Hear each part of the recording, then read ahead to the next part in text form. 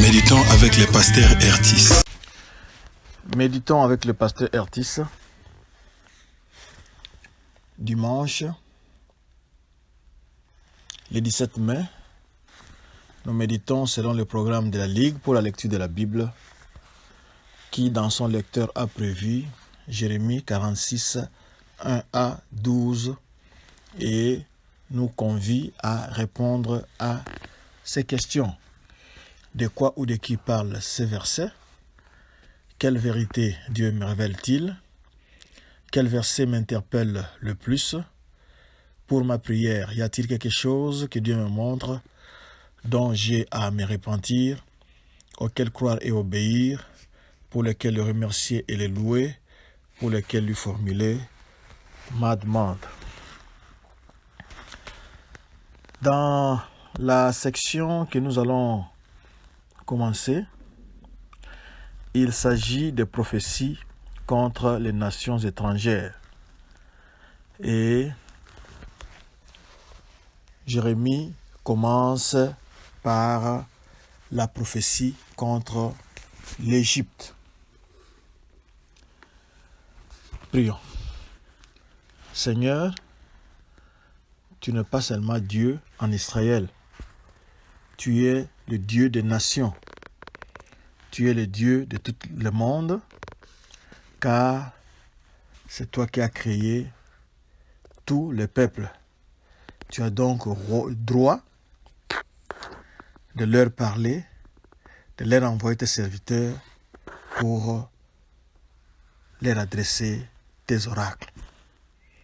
Nous te prions en ce moment pour tous tes serviteurs qui sont sur terrain et qui sont en train d'amener ta parole jusqu'aux extrémités de la terre, pour que tu ailles avec eux, que tu les bénisses et que tu les protèges, tout en les utilisant puissamment, au nom de Jésus-Christ. Amen. Recevez nos salutations en Christ. Bon dimanche. Nous voulons d'abord faire une petite mise au point. Nous l'avons dit tout à l'heure que nous allons commencer la section qui concerne les prophéties contre les nations étrangères. Pourquoi Dieu se permet-il de dépasser les frontières d'Israël? Au lieu de se concentrer seulement sur Israël et leur parler, pourquoi s'adresse-t-il aux autres nations?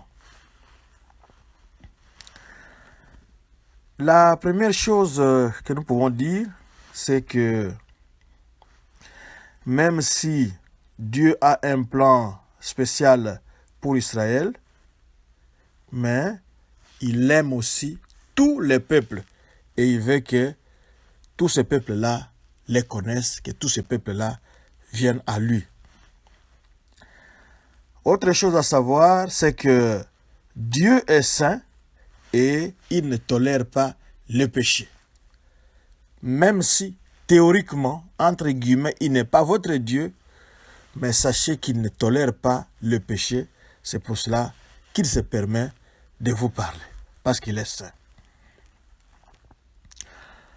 Il y a aussi autre chose, une autre raison, c'est le fait que les jugements de Dieu ne sont pas basés sur un désir de vengeance.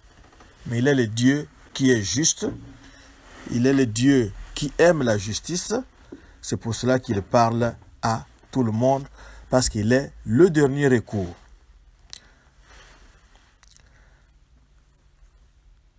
Nous pouvons aussi ajouter que Dieu ne se complaît pas. Dieu n'est pas content du jugement.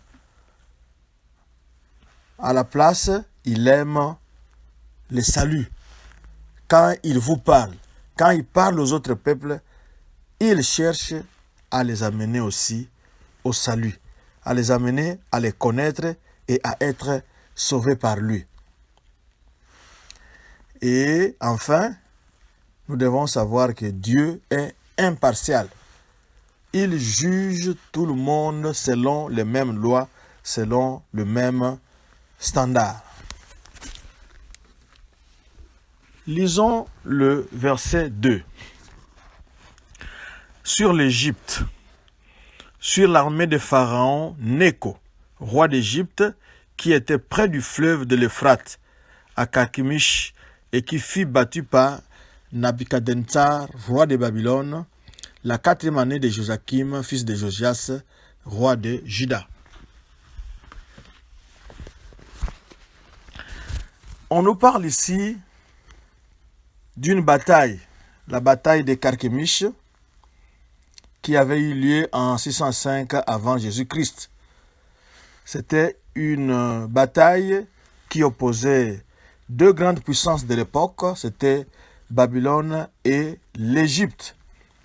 C'était les puissances qui s'étaient élevées après la chute de la Syrie.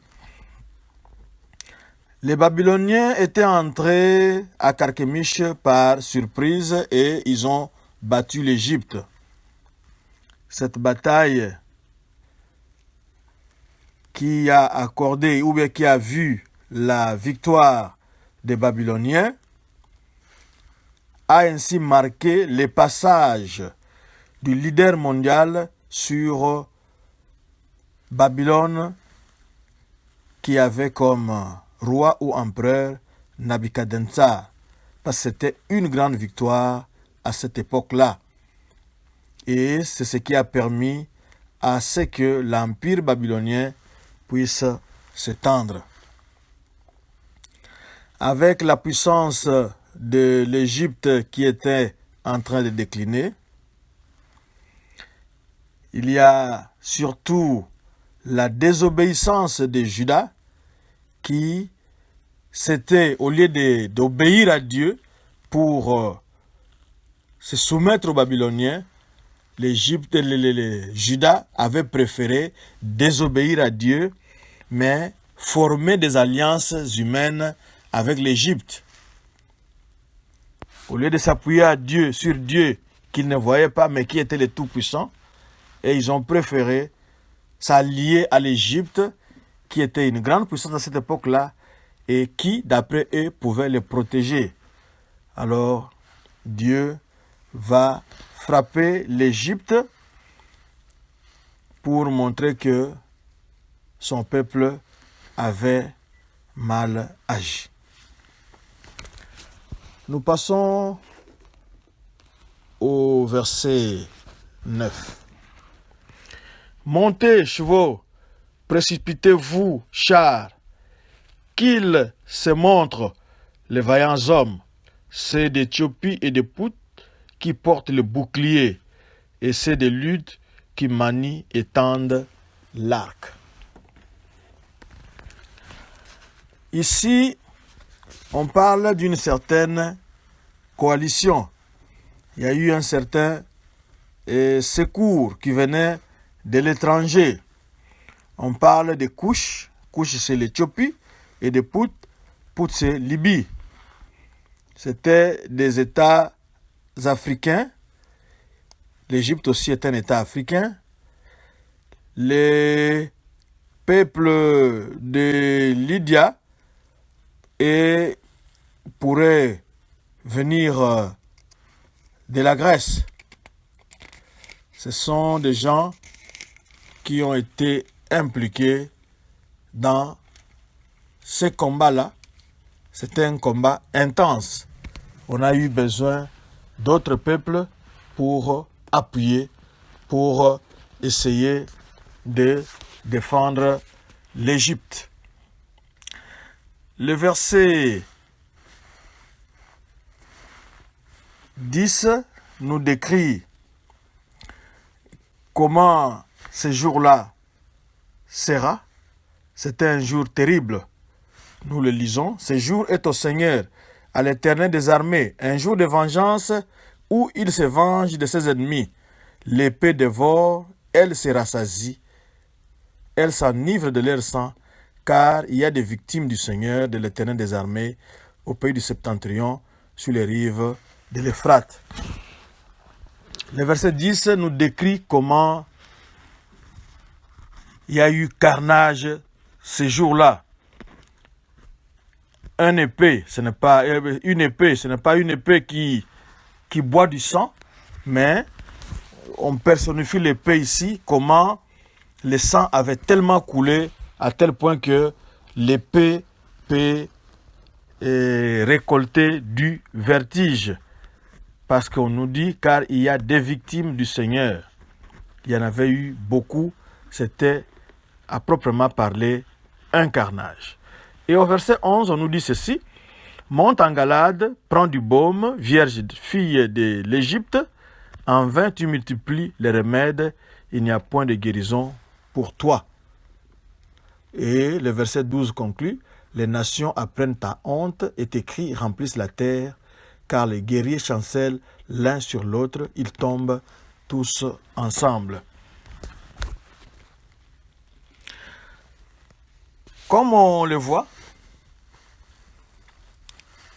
les filles de l'Égypte pouvaient monter en Galade. Galade, c'était un territoire en plein Israël, à l'est du fleuve Jourdain. C'était le territoire qui avait échu ou bien qui était revenu à Ruben. Il y a aussi Gad et la demi-tribu de Manassé qui habitaient de ce côté-là. Les arbres de Galade produisaient, et c'était des arbres médicinaux qui pouvaient produire le baume. Le baume, c'est un médicament qui soulage contre une certaine douleur. Et même si les vierges de l'Égypte sont allées à Galade pour chercher ces médicaments-là et chercher à guérir leur pays, tout ça était en vain. C'était en vain et, comme le verset 12 nous l'a montré, les médicaments n'ont pas pu guérir la nation et les autres pays, les autres nations vont voir la honte de l'Égypte. Ils vont voir comment l'Égypte, qui était une puissance, va défaillir, va échouer, va récolter un échec devant Nabuchodonosor, que Dieu appelle son serviteur. L'Égypte avait besoin d'hégémonie mondiale. L'Égypte voulait couvrir la terre comme les eaux du fleuve Nil débordent de ses rives.